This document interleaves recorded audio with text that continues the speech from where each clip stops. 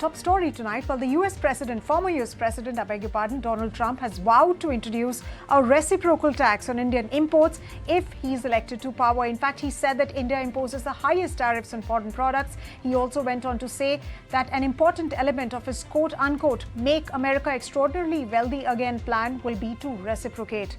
However, to soften that blow, he praised Prime Minister Modi. He said, and I quote, "India is a very big charger. We have a great relationship with India. I did, and especially the leader Modi. He's a great leader," unquote. Remember, just a few weeks back as well, Trump had made similar comments. He had called India a very big abuser of the US-India trade relationship. So the question is, how should his protectionist comments be read? What does this mean for bilateral trade and ties between the United States and India in the event of a Trump presidency? And are his comments more than just political rhetoric? To discuss that and more, I'm now joined by Jayant Dasgupta, former ambassador of India to the WTO, and Ashok Sajjanhar, former ambassador.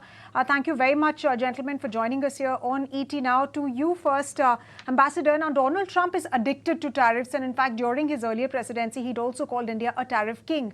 What do you make of his comments? Because, this is the second time that he's making these kind of comments. What is the message that he's trying to send across? Directed to me? Yes, Jayant. Yes. President Trump, I think, has a very simplistic kind of understanding of world trade. And he is most of the time addressing rather his domestic constituency when he talks of international trade.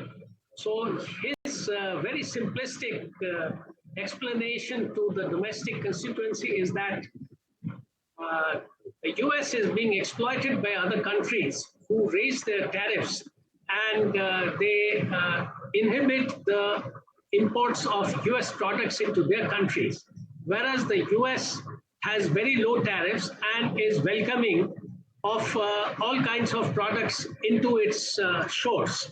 So the way to address this is to first have reciprocal tariffs, which is that if India or country X has a tariff of, let's say, 30% on a particular product, the US will also have a tariff of 30% on the same product.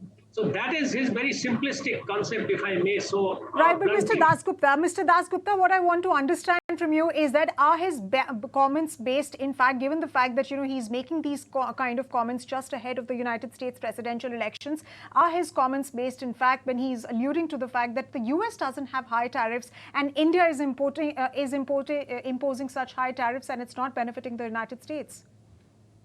I think that also is a misnomer, because if I can quote from the World Bank, in the matter of tariffs, there are a few concepts. One is the bound tariff concept, which is that a country gives an undertaking to the WTO that it would not raise the tariffs, the bound tariffs, for a particular product.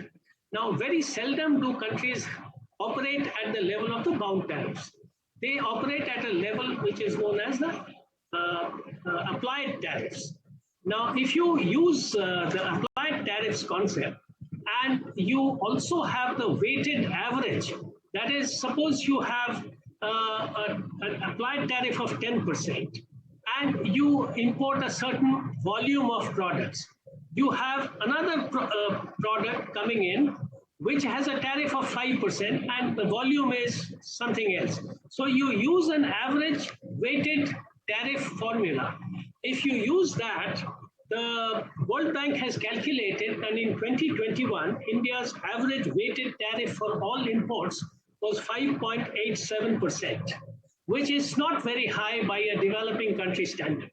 Now, the US's bound tariffs are around 4%, but its average weighted tariff is about 2% only.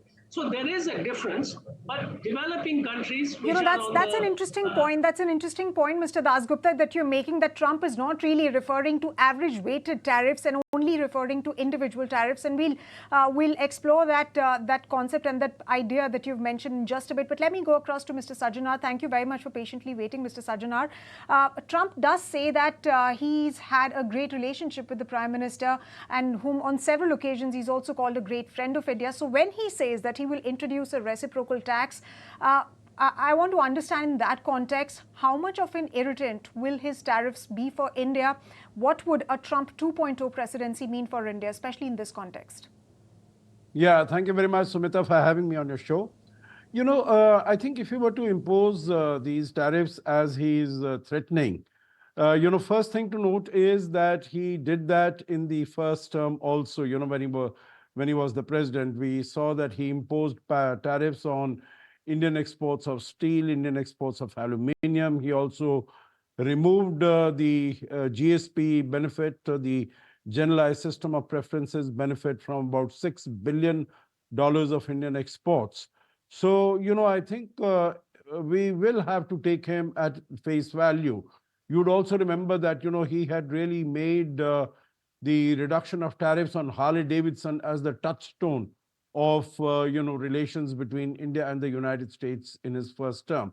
So obviously we have to take him at face value. And of course, when India is marching on with 8% GDP growth, the increase in exports is a very important element in that GDP growth. So anything that happens is, going to be very disadvantageous, very harmful as far as we are concerned.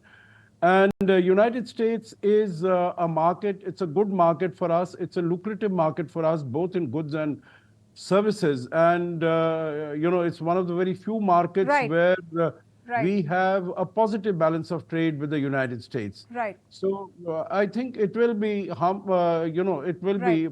problematic, but then we'll have to work with him and on him to explain to him, as Jayant has very correctly Right. said, that that's the last point I'll make. Right, and that Sumita. brings me to my next question, Ambassador Sajjanhar, the very important point that you've made, that we'll have to work with him. Now, if you remember, in the earlier Trump presidency, the United States did end the preferential trade status that it had for India, and that actually led to retaliatory tariffs from India as well. That relationship has been on a solid footing. I mean, even though we've seen change of precedents, also the regime changes, but India's relationship with the United States has been on a steady ground. But I want to understand from you now, in context of the fact that India is also one of the fastest growing economies now as compared to what it was about 5 to 6 years back, how should India be dealing with a Trump 2.0? Because he is known to just say about just about anything. You're right. He's a loose, as one would put it in another, somewhat in a slang language. He's a loose cannon. So meaning he's unpredictable. Yeah. There's nothing, that you can, he'll say whatever comes to his mind. But, as far as dealing with him is concerned, you would remember that even at that time, we started importing LNG from there. We wanted to reduce the trade deficit with the United States. We started importing LNG. We started importing aircrafts. And of course, more recently, we have taken, 500, 250 aircrafts from Boeing, et cetera, et cetera. The point that I'm making is that we will need to, to take our trade forward. But the other point also is, if you look at the trade deficits that the United States has, India is number 11th in that ranking. I looked at the latest trade figures. On top is China. There are other countries, Mexico, Vietnam, so many other countries. India is number 11. So we will really have to speak to, whoever his Commerce Secretary, whoever it is his, USTR, the trade representative, Absolutely. and try to explain to them that India's, is well within its rights under the WTO rules, that our tariffs are not above what we have committed, what our obligations are. And I hope, to some extent it works, because you remember when we had supplied the hydrochloroquine to Trump, he says America will never forget this favor that India has done to the United States. Right. So hopefully we can cash in on some of those elements. Right. Right, Ambassador Sajjanhar, important point made. In fact, I would also like to quote some data from here that the highest tariffs of some other countries actually include 457% by Japan, 887% by Korea, and 350% by the United States itself. So Trump is really not in a position to sort of attack India or other nations when it comes to tariffs. It should definitely look in its own backyard. One final comment from you, Mr. Dasgupta, because we're completely out of time. Now, while Trump might not be completely right about high tariffs, but experts also argue that Indian tariffs need reforms. Trade bodies, especially as far as the electronics sector is concerned, given the kind of growth that we've seen in exports of electronics goods from India to some other nations, they say that India's tariffs are still high. The tariff lines are very high as compared to those of Taiwan or China. Well, there is a certain degree of truth in that, because if you have high tariffs for imports, especially for components and intermediates, the domestic industry is forced to pay the high tariffs for importing those components which are not made in India, especially in relation to electronics. And that imposes a burden. Even if you export, ultimately, you get duty drawback against those products. But that has the effect on the working capital requirements. The other point is that domestic industry itself, suffers from this high tariffs, and it has been advocated very consistently by the industry that the tariffs for intermediate products must come down and components must come down till we are in a position to actually manufacture them. So it is imperative that we pay heed to this. And definitely, Mr. Dasgupta, the government is definitely looking at working on some of those policy issues with respect to these trade tariffs. On that note, thank you very much, gentlemen, for joining us this evening and discussing the issue of trade tariffs, especially in context of Trump's comments.